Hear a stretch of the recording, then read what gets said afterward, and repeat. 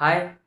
अब हम लोग वन वन फंक्शन देख चुके हैं, मेनी वन फंक्शन देख चुके हैं, ऑन टू फंक्शन देख चुके हैं और इनटू फंक्शन भी देख चुके हैं। तो अब हम लोग क्या करेंगे कि अब हम लार्ज नंबर ऑफ क्वेश्चंस बनाएंगे वन वन, मतलब एक्चुअली पूरे फंक्शन वाले टॉपिक से, जो कि अभी तक जो हम पढ़ चुके हैं उससे रिलेटेड जितने भी क्वेश्चंस होंगे वो हम सॉल्व करेंगे। अब तो कोई भी क्वेश्चन हम लिख रहे हैं यहाँ पे, तो उससे पहले आपको सॉल्व करना है। सॉल्यूशन आपको नहीं देखना है, पहले उसको खुद से सॉल्व करके देखें कि बन रहा है या नहीं बन रहा है। और ऑफ कोर्स जैसे जैसे क्वेश्चंस होते जाएंगे वैसे वैसे आपको आइडिया मिलते चला जाएगा कैसे हो रहा है। तो क्वेश्चन देखते हैं। क्वेश्चन है, अगर a बराबर 0 1 2 3, b इज इक्वल टू है जो है 7 9 11 13। एक रूल है, एक फंक्शन f है जो कि a से b में डिफाइन है, is defined by f of x is equal to 2x plus 7 for all x belongs to a। मतलब जितने भी a के पास जितने भी एलिमेंट हैं उन सब के लिए यहाँ पे x आप रख सकते हैं। तो आपको प्रूव करना है कि क्या f one one onto function है या नहीं है। तो आप इसमें सॉल्यूशन देख रहे होंगे। तो ऐसा हो गया मेरे साथ कि हम पढ़ाने लगे लेकिन उधर से उसको हम ऑन किए ही नहीं, तो इसलिए थोड़ा सा सब जल्दी से पूरा लिखा चुका था। तो उसी का कारण क्या हो गया है कि फिर हम मिटाते फिर दोबारा से लिखते तो फिर ज़्यादा टाइम लग जाता। इसलिए हम अभी एक पूरा बना हुआ ही आपको बोर्ड पे दिख भी रहा होगा, क्योंकि ऑन करना भूल गए थे तो उसके कारण प्रॉब्लम हो गया। बट तो हमें ये दिखाना f one one onto function है। तो एक तो तरीका क्या है कि आप ग्राफ बना करके देख सकते हैं, लेकिन अगर आप देखें तो f जो है वो a से b में डिफाइन है। तो a तो डोमेन होता है, डोमेन के पास केवल 4 एलिमेंट है, फाइनाइट नंबर ऑफ एलिमेंट्स है। तो जब भी फाइनाइट नंबर ऑफ एलिमेंट्स होता है तो हम लोग ग्राफ नहीं बनाते हैं, हम सिर्फ एरो डायग्राम के थ्रू भी जस्ट देख सकते हैं, क्योंकि नंबर ऑफ एलिमेंट्स कम होते हैं तो तुरंत हमें इमेज देखा जा सकता है और वहां हम देख सकते हैं, इजिली विजुलाइज कर सकते हैं कि क्या वो वन वन फंक्शन है या फिर नहीं है।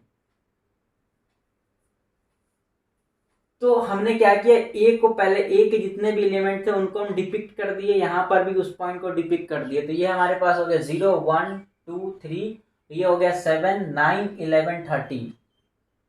जीरो के लिए इमेज कौन बना है 7, क्योंकि यहाँ अगर हम जीरो डालें तो 2 इंटू जीरो प्लस 7, क्योंकि यहाँ पे 2x प्लस 7, 2x का मतलब होता है 2 इंटू एक्स, तो 2 इंटू जीरो प्लस 7, तो 0 प्लस 7 मतलब 7। तो जीरो किससे जाकर के मिलेगा 7 से। ऐसे ही जब 1 पे चेक किए तो 1 पे 2 into 1 plus 7, 2 into 1 2, 2 plus 7, 2 plus 7 9।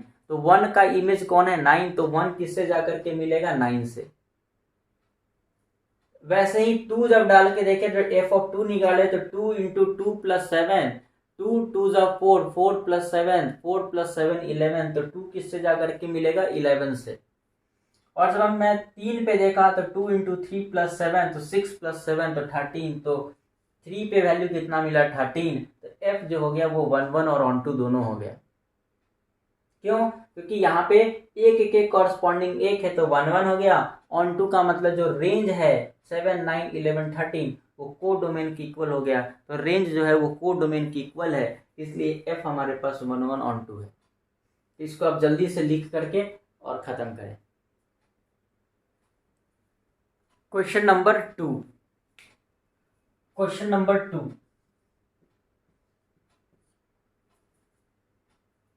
is the function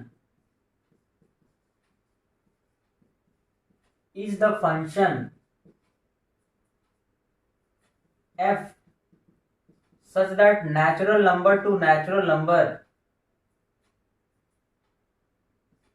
इसका मतलब है n इज द, इस n का मतलब है n is the set of all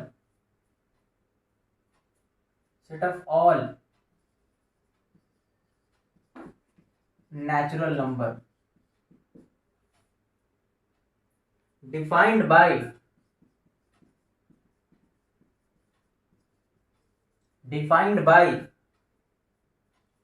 f of x is equal to 2x plus 3। पहला नंबर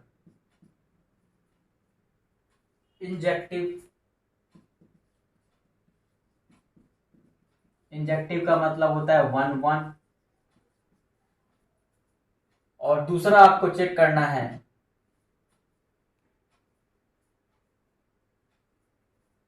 सरजेक्टिव, मतलब इसको कहते हैं ऑन टू। क्वेश्चन लिखिए और सॉल्व करके हम पॉज कीजिए वीडियो और सॉल्व करके देखिए, फिर आइए इस आंसर इस सॉल्यूशन को देखिए। सॉल्यूशन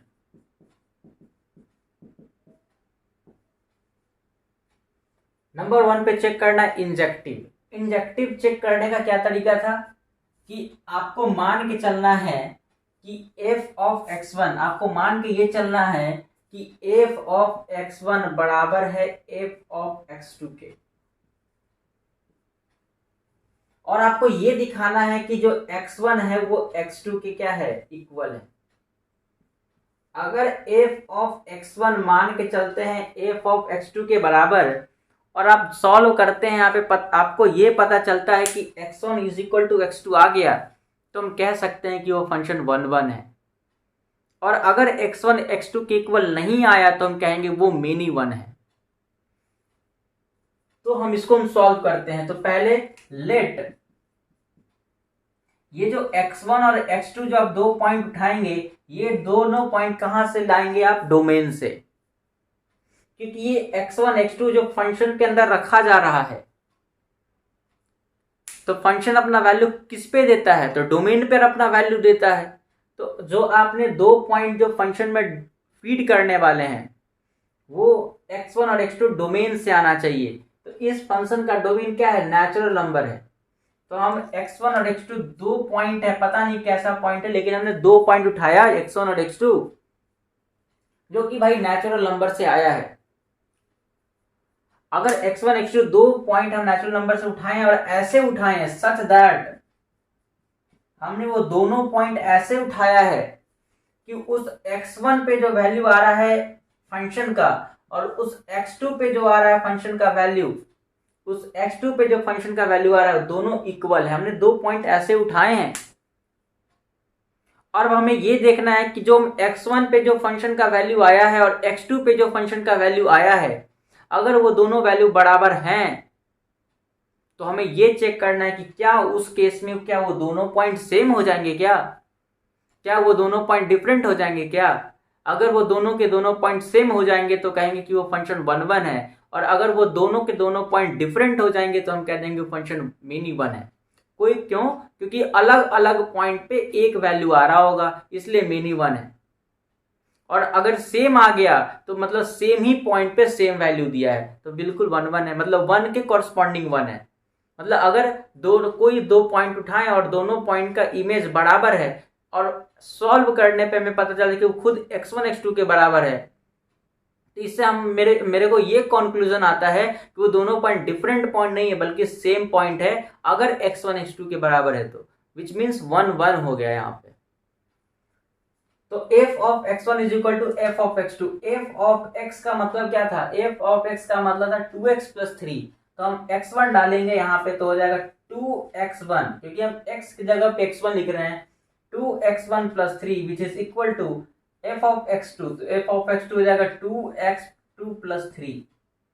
ये प्लस 3 उधर जाएगा तो हो जाएगा -3, ये हम ऐसे भी काट सकते हैं, प्लस 3 यहाँ भी प्लस 3 कट गया, which implies that 2x1 is equal to 2x2, फिर 2 से 2 will be cancel out, तो यहां से हो गया x1 is equal to x2। तो हमने ये देखा कि अगर x1 पे जो फंक्शन का वैल्यू आ रहा है और x2 पे जो फंक्शन का वैल्यू आ रहा है, अगर वो दोनों बराबर है तो x1 x2 भी बराबर हो गया। इसका मतलब कि फंक्शन f हमारे पास क्या हो गया, इंजेक्टिव हो गया। ये फंक्शन 1 1 तो है, ये प्रूव हो चुका है। अब हम लोग आगे देखेंगे कि फंक्शन को चेक करेंगे क्या वो सर्जेक्टिव है, क्या वो ऑन टू है कि नहीं है। जल्दी से इसको आप नोट करिए। एक चीज़ और, 1-1 चेक करना बहुत आसान है, थोड़ा सा डिफिकल्ट हो जाता है बच्चों के लिए क्या, सर्जेक्टिव, ऑन टू। क्योंकि ऑन टू को चेक करने के लिए आपको रेंज निकालना पड़ेगा और रेंज निकालना ही बहुत बड़ा प्रॉब्लम है। तो ऑन टू जब हम बताएंगे तो थोड़ा ध्यान से सुनिएगा। अगर आप खुद बना भी चुके हैं तो वेल एंड गुड, अच्छी बात है, लेकिन मेरे एक्सप्लेनेशन को फिर दोबारा जरूर सुनिएगा। आगे बढ़ते हैं। दूसरा, surjective.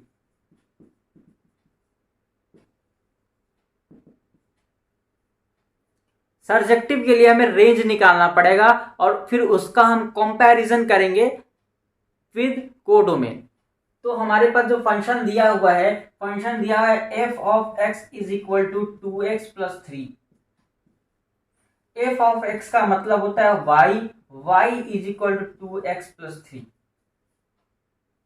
y is equal to 2x plus 3।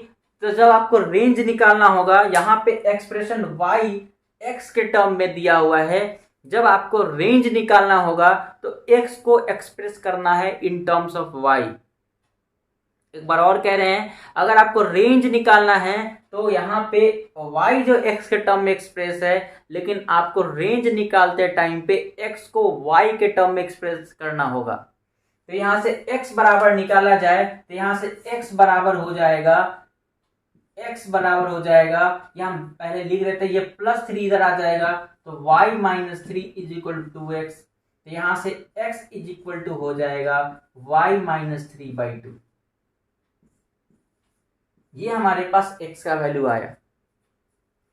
अब आपसे पूछा जाएगा कि भाई जैसे ही x आप निकाल लिए y माइनस 3/2, अब आपका नजर चले जाना चाहिए फंक्शन के डोमेन पे। फंक्शन का डोमेन क्या है, नेचुरल नंबर। और ये x कहां से आया है भाई, डोमेन से ही आया है। तो ये जो x है ना, ये जो x है हियर, क्योंकि x जो है वो बिलोंग करता है नेचुरल नंबर से। ये नेचुरल नंबर कौन है, क्या ये को डोमेन वाला है या डोमेन वाला है, तो ये ऑफ कोर्स डोमेन वाला है। ये x बिलोंग करता है नेचुरल नंबर से। इस x का वैल्यू क्या दिया हुआ है, इस x का वैल्यू दिया हुआ है y माइनस 3/2। ये x का वैल्यू जो आपने निकाला है y माइनस 3/2, ये भी भाई नेचुरल नंबर होना चाहिए। ये भी क्या होना चाहिए, नेचुरल नंबर होना चाहिए। तो y माइनस 3/2 भी नेचुरल नंबर होना चाहिए। यहां तक तो क्लियर है कि x का पहले, सबसे पहले जो y इक्वल टू दिया रहेगा x के टर्म में, सबसे पहले हम x को एक्सप्रेस करेंगे y के टर्म में, फिर वो x देखेंगे, मतलब उस डोमेन को देखेंगे कि वो डोमेन क्या है। तो यहाँ पे x जो है वो नेचुरल नंबर से है। तो हमने कहा कि चूंकि x बिलोंग कर रहा है नेचुरल नंबर से, तो हम कह सकते हैं कि y माइनस 3/2 बिलोंग करता है नेचुरल नंबर से। अब बात यहां से ये आया कि यहां से ये 2 जो बाई 2 है, ये y माइनस 3/2 नेचुरल नंबर है। और इस फंक्शन का जो को डोमेन है ये भी क्या है बताओ, नेचुरल नंबर है। क्योंकि इस फंक्शन का को डोमेन भी नेचुरल नंबर है, इसका मतलब हमें ये समझ में आ रहा है। और हमें ये देखना है कि क्या को डोमेन के हर पॉइंट के लिए, क्या को डोमेन के हर पॉइंट के लिए क्या कोई प्री इमेज मिल रहा है या फिर नहीं मिल रहा है। अगर हर पॉइंट के, को डोमेन के हर पॉइंट के कॉरस्पॉन्डिंग अगर हमारे पास प्री इमेज मिल रहा है, इसका मतलब को डोमेन का हर पॉइंट रेंज का पार्ट होगा, हर पॉइंट रेंज का पार्ट होगा।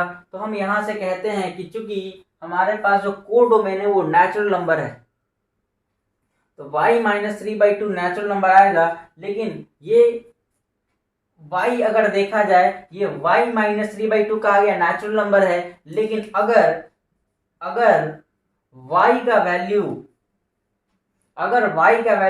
अगर सपोज किया जाए कि अगर हम रख दिया जाए 4 रख दिया जाए, अगर y का वैल्यू 4 रख दिया जाए, तो क्या यहां से देखें तो 4 माइनस 3/2 विच इम्प्लाइज जो 4 माइनस 3/2 है, क्या ये नेचुरल नंबर में है। तो 4 माइनस 3/2 का मतलब होता है 1/2। क्या 1/2 नेचुरल नंबर है, तो ये नेचुरल नंबर नहीं है। ये नेचुरल नंबर नहीं है। इसका मतलब कि अगर y इज इक्वल टू 4 ले लेते हैं तो ये 4 के कॉरस्पॉन्डिंग हमारे पास जो x आएगा, क्योंकि x का मतलब ही था 1y माइनस 3/2, मतलब ये जो 1/2 आया है ये 1/2 तो नेचुरल नंबर नहीं है। इसका मतलब ये हो गया, इसका मतलब ये हो चुका है कि जो 4 है, जो 4 जो है, जो कि नेचुरल नंबर में बिलोंग करता है, जो 4 है, ये 4 जो है बिलोंग करता है नेचुरल नंबर में, मतलब कोडोमेन में, मतलब कोडोमेन है। 4 तो बिलोंग करता है कोडोमेन में, but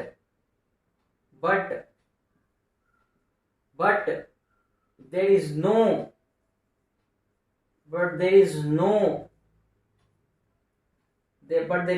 any x in domain, लेकिन but there is no any x in domain, लेकिन उसके डोमेन में ऐसा कोई भी x नहीं है सच दैट कि उस x पर वैल्यू कितना हो जाए, 4 हो जाए, है ना। But there is no any x in domain such that f of x is equal to 4, which implies कि जो रेंज है फंक्शन f का which is not equal to the codomain, इसीलिए f is not on 2, which means this is